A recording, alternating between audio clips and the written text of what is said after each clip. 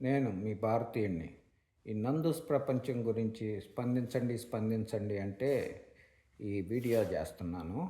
అయినా ఈ వ్యాపారంలో ఉన్నోళ్ళు 100% ఫ్రాడ్‌గాళ్ళే. కాకపోతే ఆ ఫ్రాడ్ ఇంత, ఇంత అనేది తేడా.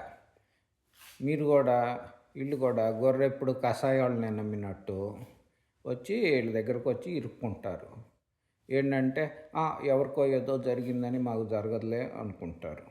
అయినా వాళ్ళకి వీళ్ళకి జరిగిన ఊరక ఎవ్వడు ఎక్కడ రాదు. నువ్వు ఇస్తావా జాబులు ఎవరికన్నా కావాలంటే? అయినా వీళ్ళు మీరు మాకు వద్దురా బాబు చీపో అంటున్నా కానీ ఈ పరాయి దేశం వచ్చి పాకి పని చేస్తామని మళ్ళీ డబ్బులు పెట్టుకొని ఎగబడి ఎందుకో వస్తున్నారో, ఎందుకు ఇలా మోసపోతున్నారో అర్థం కావట్లా. ఏముంది ఇక్కడ?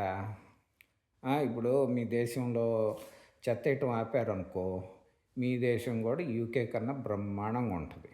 సరేనా? ఇక్కడ ఫ్రిడ్జ్లో సద్దన్నం పెట్టుకొని వారం రోజులు వేడి చేసుకొని తినే కంటే అక్కడే చక్కగా పని చేసుకొని రోజు వేడన్నం తినటం బెటరు. అవునా కాదా? అందుకని ఉన్న చోటనే మీ దేశాన్ని అభివృద్ధి చేసుకోండి.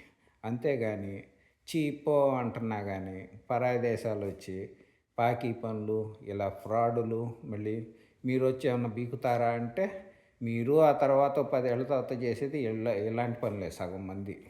ఏంటంటే ఆడు నాకు ఇట్లాగే చేశాడు కాబట్టి నేను ఇట్లాగే చేయాలి, ఇట్లాగే ఇక్కడ బతకాలి అని చెప్పి అడ్డదిడ్డంగా సంపాదించటం, సంవత్సరానికి ఒకసారి భారతదేశం వచ్చి బడాయిలు పోవటం, అది వీళ్ళు చేసే పని.